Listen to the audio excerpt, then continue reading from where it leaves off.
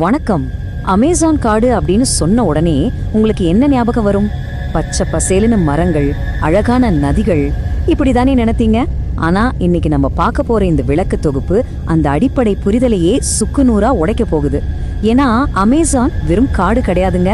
அது வெளி உலகத்துக்கு தெரியாத பல மர்மங்களை ஒளிச்சு வச்சிருக்கிற ஒரு பயங்கரமான சாம்ராஜ்யம். நேரா விஷயத்துக்குள்ள போயிடலாமா? 2024 அதிநவீன டெக்னாலஜி எல்லாம் கையில வச்சுக்கிட்டு 5 ஆராய்ச்சியாளர்கள் அமேசான் காட்டோட மையப்பகுதிக்கு போனாங்க. ஆனா அவங்க திரும்பிவே வரவே இல்லை. அவங்க விட்டுட்டு போனது வெறும் 10 செகண்ட் ஓடக்கூடிய ஒரு வார்னிங் வீடியோ மட்டும்தான். நம்ம நவீன தொழில்நுட்பத்தையே தோற்கடிக்கிற அளவுக்கு அந்த இருண்ட காட்டுக்குள்ள அப்படி என்னதான் ஒழிஞ்சிருக்கு? இத பத்தி தான் இன்னைக்கு நாம டீகோட் பண்ண போறோம். முதல்ல அமேசானோட அந்த முடிவற்ற பிரம்மாண்டத்தை பத்தி கொஞ்சம் பார்க்கலாம். 55 லட்சம் அமேசான் காடு சுமார் 55 லட்சம் சதுர கிலோமீட்டர் பரப்பளவுல 9 நாடுகள்ல பரவி இருக்கு. இதோட பிரம்மாண்டம் எந்த அளவுக்கு தெரியுமா? இந்த உலகத்துல இருக்கிற மனிதர்கள், விலங்குகள்னு எல்லாத்தையுமே கொண்டு வந்து இந்த காட்டுக்குள்ள அடைச்சா கூட காட்டின் 45% இடம் இன்னும் காலியாவே தான் இருக்கும். கற்பனை பண்ணி பாருங்க, இது எவ்வளவு பெரிய இடம்னு. இப்போ ஒரு சுவாரஸ்யமான உண்மை சொல்றேன் கேளுங்க. சஹாரா பாலைவனம் மட்டும் இல்லைன்னா அமேசான் காடே இல்லைன்னு சொன்னா உங்களால நம்ப முடியுதா?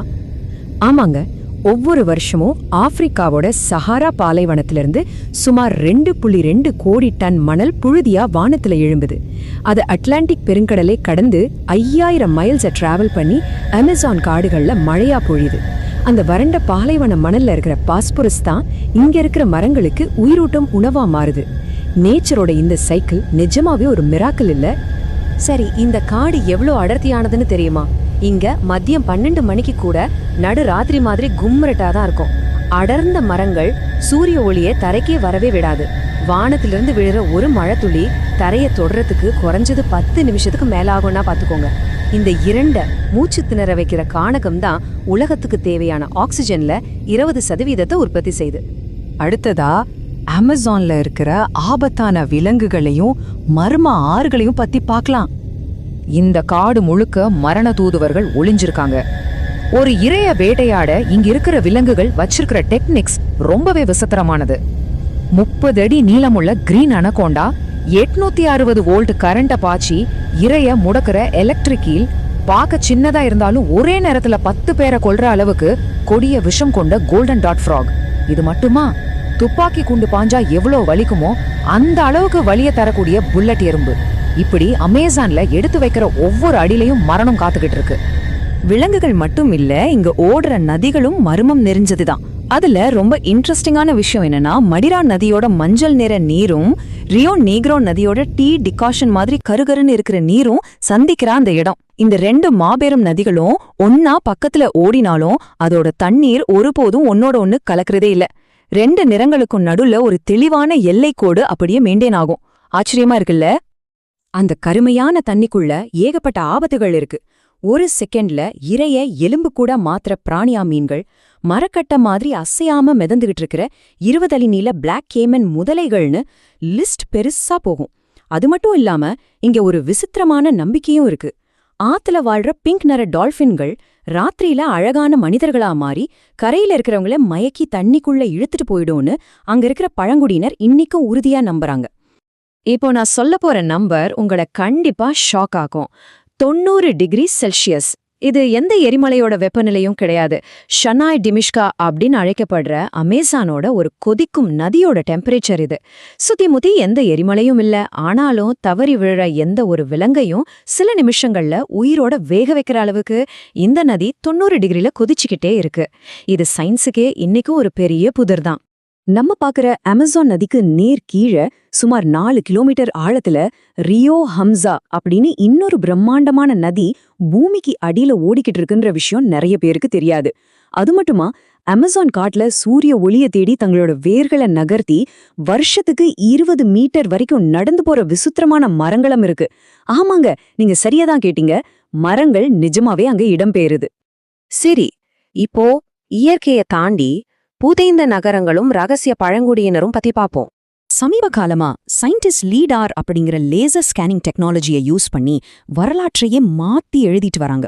இந்த அடர்ந்த காடுகளுக்கு அடியில ஸ்கேன் பண்ணி பார்த்தப்போ சுமார் 2500 வருஷங்களுக்கு முந்தைய பிரம்மாண்டமான நகரங்களும் பிரமிடுகளும் மறைஞ்சிருக்கிறது இப்போ வெளிச்சத்துக்கு வந்திருக்கு. அப்படின்னா காலப்போக்குல ஒரு மாபெரும் பழங்கால நாகரிகத்தையே இந்த அமேசான் காடு முழுசா முழுங்கியிருக்குன்னு அர்த்தம். இன்னொரு ஷாக்கிங் டிஸ்கவரி பத்தி சொல்றேன். 2017 கொலம்பியா வனப்பகுதியில சுமார் 12,000 வருஷங்கள் பழமையான குகை ஓவியங்களை கண்டுபிடிச்சாங்க. விலங்குகளோட ரத்தத்தை வச்சு வரையப்பட்ட இந்த ஓவியங்கள்ல பனி யுகத்தை சேர்ந்த மக்கள் மிருகங்களை வேட்டையாடினதும் இரத்த பலி கொடுத்ததும் ரொம்ப தெளிவா பதிவாகியிருக்கு. மனித இனம் அந்த காலத்துல எவ்வளவு தொன்மையாக அங்க வாழ்ந்திருக்காங்கங்கிறதுக்கு இது ஒரு மிகச்சிறந்த சான்று. மனிதனோட பேராசைக்கு இந்த காடு பல நேரங்கள்ல பலிகடாவா மாறியிருக்கு. 16ஆம் நூற்றாண்டுல எல் டொராடோ அப்படிங்கிற தங்க நகரத்தை தேடி போன பல ஐரோப்பிய வீரர்களை இந்த காடு பழி வாங்குச்சு. அதுக்கப்புறம் 1925ல பிரிட்டிஷ் ஆய்வாளர் Percy Fawcett lost city of Z அப்படிங்கிற புதைந்த நகரத்தை தேடி போனாரு. ஆனா அவரோட 9வது முயற்சியில அமேசான் காட்டுக்குள்ள போனவரு எந்த ஒரு சுவடும் இல்லாம மரமான முறையில காணாமலே போயிட்டாரு.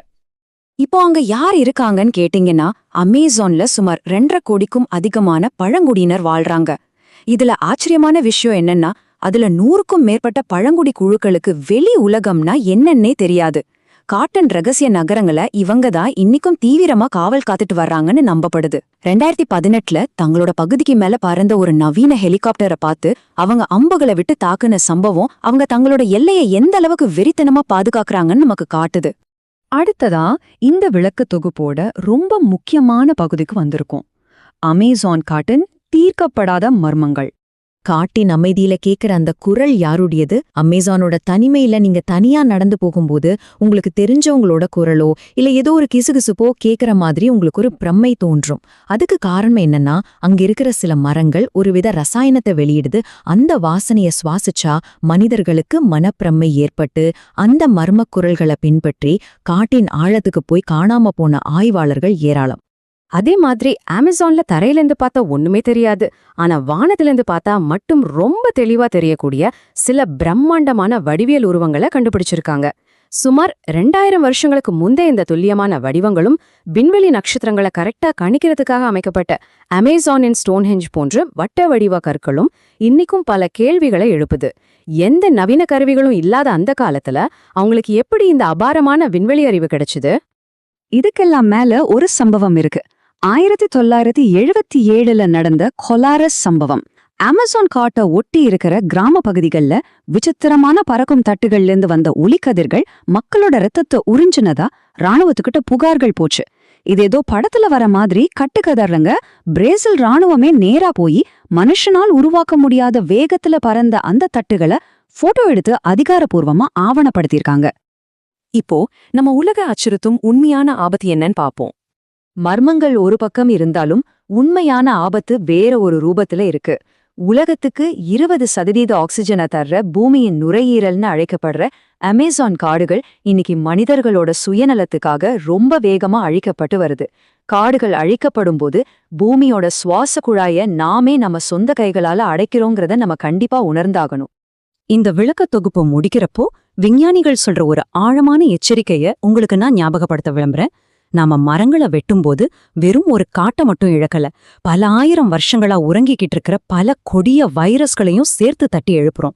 அமேசான் காட்டை அழிக்கிறது அடுத்த ஒரு பெரிய உலகளாவிய பெருந்தொற்றுக்கு நாமே வாசல திறந்து விடுறதுக்கு சமம். அந்த இருண்ட காட்டுக்குள்ள அமைதியா தூங்கிக்கிட்டே இருக்கிறது தானே ஒட்டுமொத்த மனித குலத்துக்கும் நல்லது. கொஞ்சம் சிந்திச்சு பாருங்க. உங்களை சிந்திக்க வைக்கிற இன்னொரு சுவாரஸ்யமான விளக்க தொகுப்போட மீண்டும் சந்திக்கிறேன்.